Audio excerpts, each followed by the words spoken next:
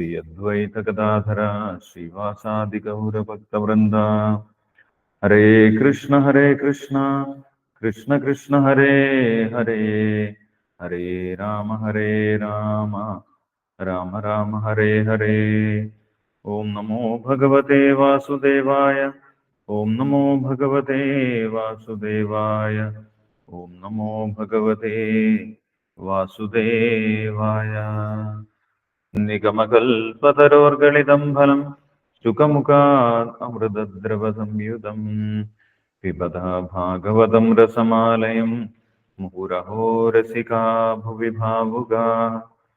നാരായണം നമസ്കൃത്യം നരം ചൈവ നരോത്തമം ദേവീം സരസ്വതീം വ്യാസം തഥോ ജയമുദീരയേത്.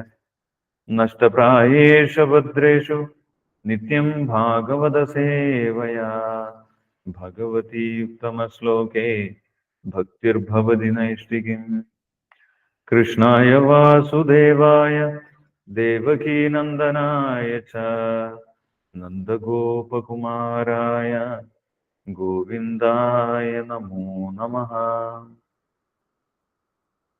ഹരേ കൃഷ്ണ. ശ്രീമദ് ഭാഗവതം ചതുർത്ഥ സ്കന്ധം,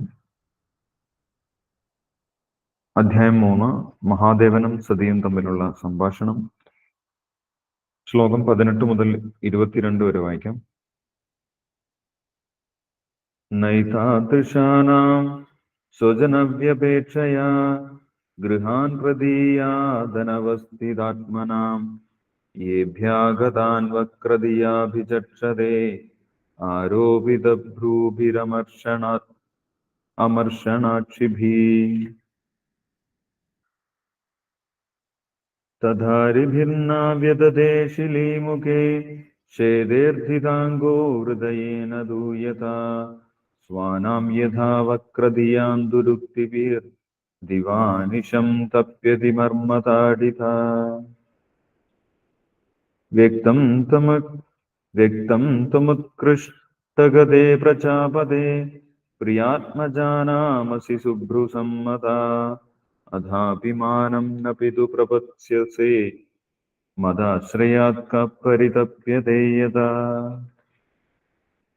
പാപച്യമാനേന ഹൃദാ ദുരേന്ദ്രിയ സമൃദ്ധിഭിഃ പൂരുഷബുദ്ധിസാക്ഷിണാം അകൽപ ഏഷാമധിരോഢുമഞ്ജസാ പദം പരം ദ്വേഷ്ടി യഥാസുരാ ഹരിം. പ്രത്യുത്മാ പ്രശ്രയണാഭിവാദനം വിധീയതേ സാധുമിദ സുമധ്യമേ പ്രാജ്ഞൈ പരസ്മൈ പുരുഷായ ചേതസാ ഗുഹാശയായൈവ ന ദേഹമാനിനേ. വിവർത്തനം വായിച്ചോളൂ. ഹരേ കൃഷ്ണ പ്രഭുജി. സുപ്രഭാതം മാതാജി വായിച്ചു. ഓം നമോ ഭഗവതേ വാസുദേവായ. ഓം നമോ ഭഗവതേ വാസുദേവായ. ഓം നമോ ഭഗവതേ വാസുദേവായ. ശ്രീമദ് ഭാഗവതം സ്കന്ധം 4, അധ്യായം 3, മഹാദേവനും സതിയും തമ്മിലുള്ള സംഭാഷണം. ശ്ലോകം 18. നൈതാദൃശിനാം സ്വജനവ്യപേക്ഷയ ഗൃഹാൻ പ്രതീയാദനവസ്ഥിതാത്മനാം യേ അഭ്യാഗതാൻ വക്രതിയാഭിചക്ഷതേ ആരോപിതാ ഭ്രൂമിരമർഷണാക്ഷിഭിः. വിവർത്തനം. ഒരുവൻ അവന്റെ ബന്ധുവിന്റെയോ സുഹൃത്തിന്റെയോ ഭവനത്തിലേക്കായാൽ പോലും അതിഥിയായി ചെല്ലുമ്പോൾ അസുഖകരമായ മനസ്സോടെയും കോപത്താൽ ചുളിഞ്ഞുയർന്ന കൺപോളകളോടെയും വീക്ഷിക്കപ്പെടുമെങ്കിൽ അവിടേക്ക് പോകരുത്. ശ്ലോകം 19. തഥാര്യർഭിന്ന വ്യഥതേ ശിലീമുഖൈ ചേതേ അർദിതാംഗോ ഹൃദയേന ദുയത സ്വാനാം യഥാ വക്രധിയാം ദുരുഭക്തിർ ദിവാനിശാം തപ്യതി മർമ്മദാഡിതാം. വിവർത്തനം. മഹാദേവൻ തുടർന്നു. ഒരുവന് ശത്രുവിന്റെ അസ്ത്രമേറ്റുണ്ടാകുന്ന മുറിവിനേക്കാൾ വേദനാജനകമായിരിക്കും മിത്രത്തിന്റെയോ ബന്ധുവിന്റെയോ കഠോര വാക്കുകളാൽ മനസ്സിനേൽപ്പിക്കപ്പെടുന്ന മുറിവ്. എന്തുകൊണ്ടെന്നാൽ അതിന്റെ വേദന രാവും പകലും ഒരുപോലെ തുടർന്നുകൊണ്ടിരിക്കും. ശ്ലോകം 20. വ്യക്തം തുമുത്കൃഷ്ടഗതേ പ്രജാപതേ പ്രിയ ആത്മജനാമസി സുഭ്രോ സമ്മത അഥാഭിമാനം ന പിതോ പ്രവത്സ്യസേ മദാശ്രയാത് പരിതപ്യതേ യഥാ. വിവർത്തനം. എന്റെ പ്രിയപ്പെട്ട ശുപ്രസുന്ദരിയായ പത്നി, ദക്ഷന് അദ്ദേഹത്തിന്റെ പുത്രിമാരിൽ ഏറ്റവും ഓമനയായവൾ നീയാണെന്ന് വ്യക്തമാണ്. എങ്കിലും എന്റെ പത്നിയായതിനാൽ നിന്റെ ഭവനത്തിൽ നീ ബഹുമാനിക്കപ്പെടില്ല. അതുമൂലം എന്നോട് ബന്ധപ്പെട്ടതിൽ നീ സ്വയം ദുഃഖിതയായി തീരും. ശ്ലോകം 21. പാപച്യമാനേന ഹൃദാതുരേന്ദ്രിയ സമൃദ്ധിഭി പുരുഷ ബുദ്ധിസാക്ഷിണാം അകൽപയേഷാം അതിരോടു മഞ്ജസ പദം പരം ദ്വേഷ്ടി യഥാസുരാഹരീം. വിവർത്തനം. എന്തും മിഥ്യാഹങ്കാരത്തോടെ പ്രവർത്തിക്കുന്നത് മൂലം സദാ ദുഃഖിതനായി കഴിയേണ്ടി വരുന്ന ഒരു വ്യക്തിക്ക് ആത്മസാക്ഷാത്കാരമുള്ള വ്യക്തികളുടെ ഐശ്വര്യങ്ങൾ സഹിക്കാൻ കഴിയില്ല. ആത്മസാക്ഷാത്കാരത്തിന്റെ നിലവാരത്തിലേക്ക് ഉയരാൻ കഴിയാത്ത അവന് അത്തരം വ്യക്തികളോട് പരമദിവ്യോത്തമ പുരുഷനായ ഭഗവാനോട് രാക്ഷസന്മാർക്കുള്ളത്ര ശത്രുത ഉണ്ടായിരിക്കും. ശ്ലോകം 22. പ്രത്യുദ്ഗമ പ്രശ്രയണാഭിവാദനം വിധീയതേ സാധുമിതാ സുമധ്യമേ പ്രാജ്ഞൈ പരസ്മൈ പുരുഷായ ചേതസ ഗുഹാശയായ ഇവനദേഹിമാനിനെ. വിവർത്തനം. എന്റെ പ്രിയപ്പെട്ട യുവതിയായ പത്നി, മിത്രങ്ങളും ബന്ധുക്കളും അന്യോന്യം കാണുമ്പോൾ നിശ്ചയമായും എഴുന്നേറ്റു നിന്ന് പരസ്പരം സ്വാഗതം പറയുകയും നമസ്കാരങ്ങൾ അർപ്പിക്കുകയും ചെയ്യും. പക്ഷേ അതീന്ദ്രിയ തലത്തിലേക്ക് ഉണർത്തപ്പെട്ടവർ ബുദ്ധിയുള്ളവരാകയാൽ അത്തരം പ്രണാമങ്ങൾ ശരീരമായി തിരിച്ചറിയപ്പെടുന്ന വ്യക്തിക്കല്ലാതെ അയാളുടെ ശരീരത്തിനുള്ളിൽ സ്ഥിതി ചെയ്യുന്ന പരമാത്മാവിന് സമർപ്പിക്കുന്നു. ഹരേ കൃഷ്ണ കൃഷ്ണ കൃഷ്ണ ഹരേ ഹരേ ഹരേ രാമ രാമ രാമ ഹരേ ഹരേ. ഹരേ കൃഷ്ണ പ്രഭുജി. ഹരേ കൃഷ്ണ. ഹരേ കൃഷ്ണ. താങ്ക് യു സുപ്രഭ മാതാജി. ഹരേ കൃഷ്ണ. ഇപ്പം നമ്മൾ കണ്ടത് ദക്ഷൻ നടത്തുന്ന ബൃഹസ്പതി സവം എന്ന് പറഞ്ഞിട്ടുള്ള യജ്ഞത്തിൽ പങ്കെടുക്കാൻ സതീദേവിക്ക് വലിയ ആഗ്രഹമുണ്ടായി. അവിടേക്ക് എല്ലാ ദേവന്മാരും അവരുടെ പത്നിമാരും മഹർഷിമാരും അവരുടെ പത്നിമാരും എല്ലാം വിമാനത്തിൽ പോകുന്നത് സതീദേവി കാണുന്നുണ്ടായിരുന്നു. അപ്പോൾ സതീദേവി മഹാദേവനോട് ചോദിച്ചു, അങ്ങ് ഈ യജ്ഞത്തിന് വരികയാണെങ്കിൽ എനിക്കും വരാമായിരുന്നു എന്നുള്ള കാര്യം സതീദേവി മഹാദേവനോട് പറഞ്ഞു.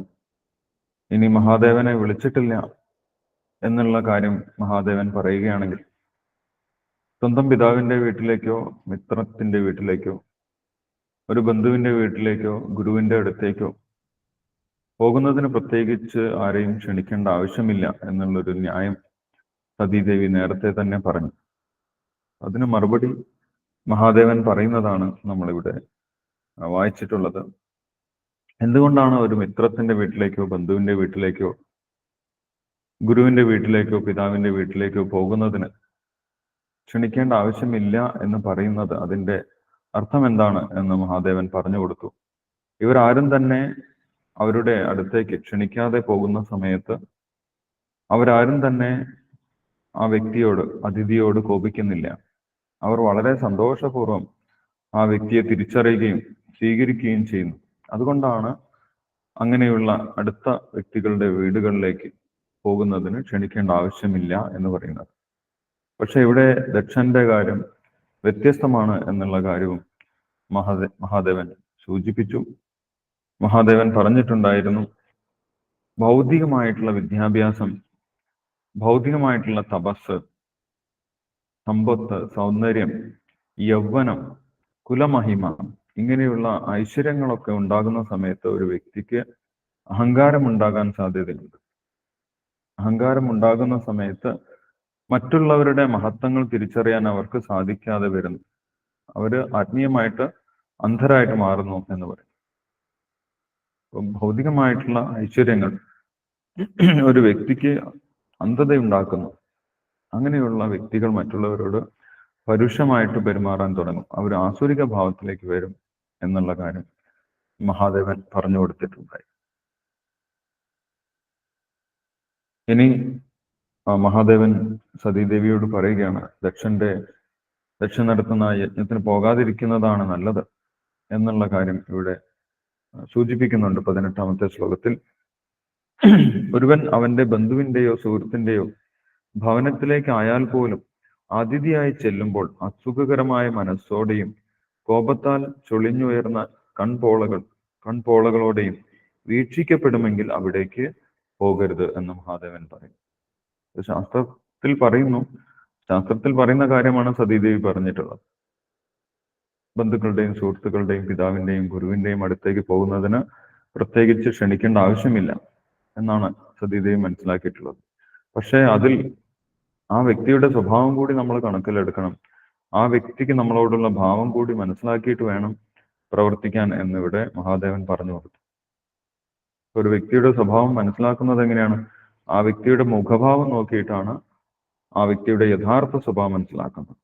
ഒരു വ്യക്തി എന്ത് സംസാരിക്കുന്നു എന്നതിനേക്കാൾ ഉപരി, സംസാരിക്കുന്നതിന് വേണമെങ്കിൽ നമ്മൾക്ക് വിപരീതമായിട്ടും സംസാരിക്കാം, പക്ഷെ മുഖഭാവം പെട്ടെന്ന് മാറ്റാൻ സാധിക്കില്ല എന്നാണ് പറയുന്നത്. മുഖഭാവം കാണുമ്പോൾ നമ്മൾക്ക് മനസ്സിലാകും എന്താണ് അദ്ദേഹത്തിന്റെ ഉള്ളിലിരിപ്പ് എന്നുള്ള കാര്യം.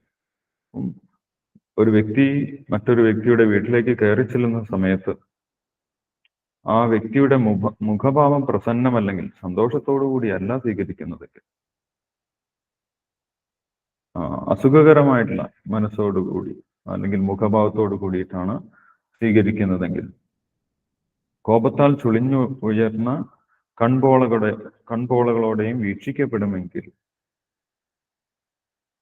നമ്മൾക്ക് മുഖം കണ്ട കഴിഞ്ഞാൽ മനസ്സിലാവും ഒരു വ്യക്തിക്ക് നമ്മളോട് സ്നേഹമാണോ അല്ലയോ എന്നുള്ള കാര്യം.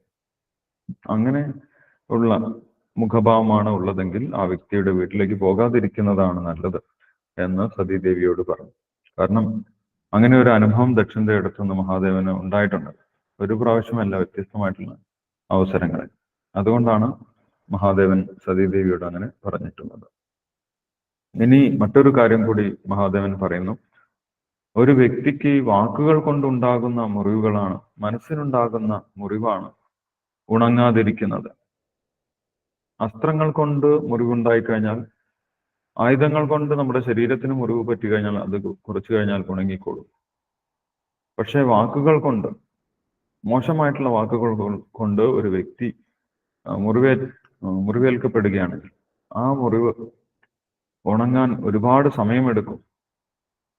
ഒരുപാട് സമയം കഴിഞ്ഞാലും ആ മുറിവ് ഉണങ്ങുന്നില്ല എന്നാണ് പറയുന്നത്. അതിൽ തന്നെ പ്രത്യേകിച്ച് ഒരു ശത്രുവിൽ നിന്നുള്ള വാക്കിനേക്കാൾ, ഒരു ശത്രു മോശമായിട്ട് നമ്മളോട് എന്തെങ്കിലും പറഞ്ഞു, നമ്മൾക്ക് ഇഷ്ടമില്ലാത്ത ഒരാൾ നമ്മളോട് മോശമായിട്ട് എന്തെങ്കിലും പറഞ്ഞു, അത് കുറച്ചു കഴിഞ്ഞാൽ ശരിയായിക്കോളും. പക്ഷെ നമ്മൾക്ക് ഏറ്റവും ഇഷ്ടപ്പെട്ട ഒരു വ്യക്തി നമ്മളോട് മോശമായിട്ട് സംസാരിച്ചു കഴിഞ്ഞാൽ ആ മുറിവ് ഉണങ്ങാൻ വലിയ ബുദ്ധിമുട്ടാണ് എന്നാണ് പറയുന്നത്. ബന്ധുക്കളായിട്ടുള്ള ആളുകൾ മോശമായിട്ട് സംസാരിച്ചു കഴിഞ്ഞാൽ അല്ലെങ്കിൽ കഠോരമായിട്ടുള്ള വാക്കുകൾ ഉപയോഗിച്ചു കഴിഞ്ഞാൽ അത് നമ്മുടെ മനസ്സിൽ എപ്പോഴും ഉണ്ടാകും. അത് വലിയ ആഴത്തിലുള്ള മുറിവുണ്ടാക്കും എന്നുള്ള കാര്യം പറഞ്ഞു. അപ്പൊ ദക്ഷൻ സതീദേവിയുടെ പിതാവാണ്. സതീദേവിക്ക് ദക്ഷനോട് വലിയ ഇഷ്ടമാണ്. അങ്ങനെ ഏറ്റവും മനസ്സിൽ ആരാധനയോടെ കൊണ്ടു നടക്കുന്ന ഒരു വ്യക്തി മോശമായിട്ട് പെരുമാറിക്കഴിഞ്ഞാൽ അത് നിനക്ക് സഹിക്കാൻ സാധിക്കുകയില്ല എന്നാണ് ഇവിടെ മഹാദേവൻ സൂചിപ്പിക്കുന്നത്.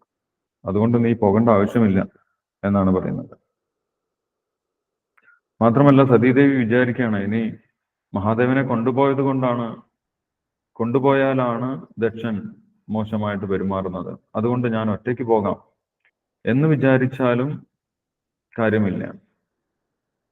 കാരണം സതീദേവി ഒറ്റയ്ക്ക് പോയാലും മഹാദേവന്റെ പത്നി ആയതുകൊണ്ട് നിനക്കും മോശമായിട്ടുള്ള പെരുമാറ്റം ദക്ഷന്റെ അടുത്ത് നിന്ന് കിട്ടും എന്നാണ് അടുത്ത ശ്ലോകത്തിൽ 20ാമത്തെ ശ്ലോകത്തിൽ പറയുന്നത്.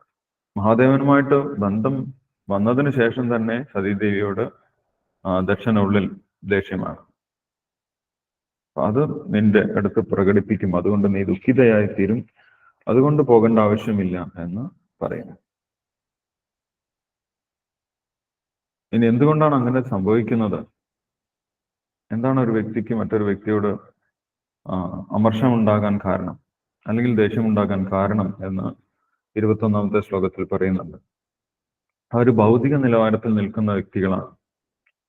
ഭൗതിക നിലവാരത്തിൽ നമ്മൾ ചിന്തിക്കുന്ന സമയത്ത് നമ്മൾക്ക് ഉള്ളിൽ ഒരിക്കലും സംതൃപ്തി ഉണ്ടാവുകയില്ല എന്നാണ് പറയുന്നത്. നമ്മൾക്ക് ഉള്ളിൽ സംതൃപ്തി ഇല്ലെങ്കിൽ മറ്റൊരാളുടെ ഉയർച്ച നമ്മൾക്ക് സഹിക്കാൻ സാധിക്കുകയില്ല എന്ന് പറയും. നമ്മൾക്ക് ഉള്ളിൽ സംതൃപ്തി ഉണ്ടെങ്കിൽ മറ്റുള്ളവർ ഉയരുന്നതിന് നമുക്ക് യാതൊരു ബുദ്ധിമുട്ടും ഉണ്ടാവുകയില്ല.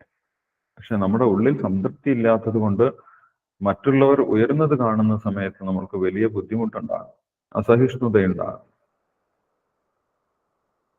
അത് നമ്മുടെ ഭൗതിക ബോധം കൊണ്ടാണ് എന്നാണ് പറയുന്നത്. അങ്ങനെയുള്ളവർക്ക് മറ്റുള്ളവർ ആത്മീയമായിട്ടോ ഭൗതികമായിട്ടോ ഉയരുന്ന സമയത്ത് അത് സഹിക്കാൻ പറ്റാത്ത അവസ്ഥ വരും എന്നാണ് പറയുന്നത്.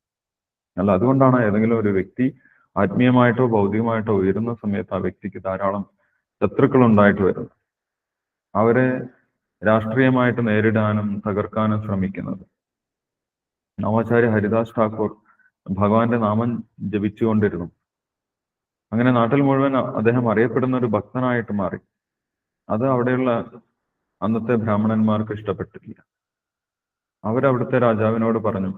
ആ രാജാവിന്റെ നേതൃത്വത്തിൽ അദ്ദേഹത്തിനെ തരം താഴ്ത്താൻ വേണ്ടി ഒരു വേശ്യയെ അദ്ദേഹത്തിന്റെ അടുത്തേക്ക് പറഞ്ഞയച്ചു. യഥാർത്ഥത്തിൽ ഹരിദാസ് ഠാക്കൂർ ആർക്കും ഉപദ്രവമൊന്നും ചെയ്തിട്ടില്ല. പക്ഷെ അദ്ദേഹം സമൂഹത്തിൽ ഉയർന്നു വരുന്നത് കണ്ടപ്പോൾ മറ്റുള്ളവർക്ക് അത് സഹിക്കാൻ സാധിക്കുന്നില്ല. അത് ഭൗതികമായിട്ടുള്ള ചിന്താഗതിയിൽ നിന്നാണ് വരുന്നത് എന്നാണ് ഇവിടെ മഹാദേവൻ പറഞ്ഞു കൊടുക്കുന്നത്. നിത്യാഹങ്കാരം, ഭൗതിക ചിന്തയിൽ നമ്മൾക്ക് ഉള്ളിൽ സംതൃപ്തി ഉണ്ടാകുന്നില്ല. ഉള്ളിൽ സംതൃപ്തി ഉണ്ടാകാത്തത് കൊണ്ട് മറ്റുള്ളവരുടെ ഉയർച്ച നമ്മൾക്ക് സഹിക്കാൻ സാധിക്കുന്നില്ല എന്നാണ് പറയുന്നത്. ആത്മസാക്ഷാത്കാരത്തിന്റെ നിലവാരത്തിലേക്ക് എത്തിയിട്ടില്ലെങ്കിൽ ആ ഒരു ദുഷിച്ച മനോഭാവം എല്ലാവർക്കും ഉണ്ടാകും എന്നാണ് പറയുന്നത്. അതാണ് ഇവിടെ ദക്ഷനും സംഭവിച്ചിട്ടുള്ളത് എന്ന് മഹാദേവൻ പറയുന്നു. ഇനി ആത്മീയമായിട്ട് ഉയർന്ന വ്യക്തികൾ പരസ്പരം കാണുന്ന സമയത്ത് പരസ്പരം ആദരിക്കുകയാണ് ചെയ്യുന്നത്. അവർ പരസ്പരം പ്രണാമങ്ങൾ, നമസ്കാരങ്ങൾ കൈമാറും, സ്വാഗതം പറയും, നമസ്കരിക്കുകയൊക്കെ ചെയ്യും. ആ നമസ്കാരം യഥാർത്ഥത്തിൽ ശരീരത്തിനല്ല നൽകുന്നത് എന്നാണ് ഇവിടെ പറയുന്നത്. നമ്മൾ ഒരു വ്യക്തിയെ നമസ്കരിക്കുമ്പോൾ, പ്രണമിക്കുമ്പോൾ, ബഹുമാനിക്കുമ്പോൾ ഒരു ശരീരത്തിന് മാത്രമല്ല ആ പ്രണാമം നൽകുന്നത്, അദ്ദേഹത്തിന്റെ ഉള്ളിലിരിക്കുന്ന പരമാത്മാവിനാണ് എന്ന് പറയും. എല്ലാവരിലും ഭഗവാന്റെ അംശത്തെ കാണുന്ന ഒരു വ്യക്തിക്ക് എല്ലാവരെയും ബഹുമാനിക്കാനും പ്രണമിക്കാനും ആദരിക്കാനും കൃത്രിമമല്ലാതെ യഥാർത്ഥമായിട്ട് ആദരിക്കാനും സാധിക്കും. ആത്മീയ നിലവാരത്തിലാണ് ഒരു വ്യക്തിക്ക് മറ്റുള്ളവരോട് ബഹുമാനം തോന്നുന്നത് എന്നുള്ള കാര്യം ഇവിടെ പറയുന്നത്. ഒരു വൈഷ്ണവൻ മറ്റൊരു വൈഷ്ണവനെ കാണുന്ന സമയത്ത് നമസ്കരിക്കാം. അപ്പൊ ആ നമസ്കരിക്കുന്നത് ആ വൈഷ്ണവനെ മാത്രമല്ല, അദ്ദേഹത്തിന്റെ ഹൃദയത്തിൽ ഭഗവാൻ ഇരിക്കുന്നുണ്ട്. അതുകൊണ്ടാണ് അദ്ദേഹം നമസ്കരിക്കുന്നത്. തിരിച്ചും ഇദ്ദേഹം നമസ്കരിക്കുമെന്ന് പറയും. കാരണം ഇദ്ദേഹത്തിന്റെ ഹൃദയത്തിലും ഭഗവാൻ ഇരിക്കുന്നുണ്ട്. അങ്ങനെ എല്ലാവരുടെയും ഹൃദയത്തിൽ ഭഗവാൻ ഇരിക്കുന്നത് കാണുന്ന സമയത്ത് നമ്മൾക്ക് ആരോടും യാതൊരു ദേഷ്യവും ഉണ്ടാവുകയില്ല, യാതൊരു അസൂയയും ഉണ്ടാവുകയില്ല എന്നാണ് പറയുന്നത്. ആത്മീയ നിലവാരത്തിലാണ് ഈ ഒരു ദേഷ്യം അല്ലെങ്കിൽ മറ്റുള്ളവരോടുള്ള അമർഷം ഇല്ലാതാകുന്നത്. എല്ലാവരുടെയും ഹൃദയത്തിൽ ഭഗവാൻ ഇരിക്കുന്നത് കാണുന്ന സമയത്ത് സ്വാഭാവികമായിട്ട് നമ്മൾ മറ്റുള്ളവരെ ബഹുമാനിക്കും എന്നാണ് പറയുന്നത്. കൃത്രിമമായിട്ട് നമ്മൾക്ക് മറ്റുള്ളവരിൽ ബഹുമാനം ഉണ്ടാക്കാൻ സാധിക്കുകയില്ല. ആത്മീയ നിലവാരത്തിലേക്ക് വന്നു കഴിഞ്ഞാൽ എല്ലാവരും സ്വാഭാവികമായിട്ടും പരസ്പരം ബഹുമാനിക്കും എന്നാണ് ഇവിടെ 22ാമത്തെ ശ്ലോകത്തിൽ പറഞ്ഞിട്ടുള്ളത്. യെസ്, ബാക്കി നമുക്ക് അടുത്ത ദിവസം വായിക്കാം. നാമം ജപിക്കാം. ഹരേ കൃഷ്ണ.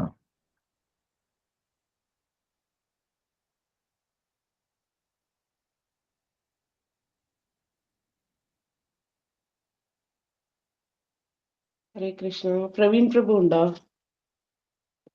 ഹരേ കൃഷ്ണ. ശിവരാമൻ പ്രഭു ഉണ്ട്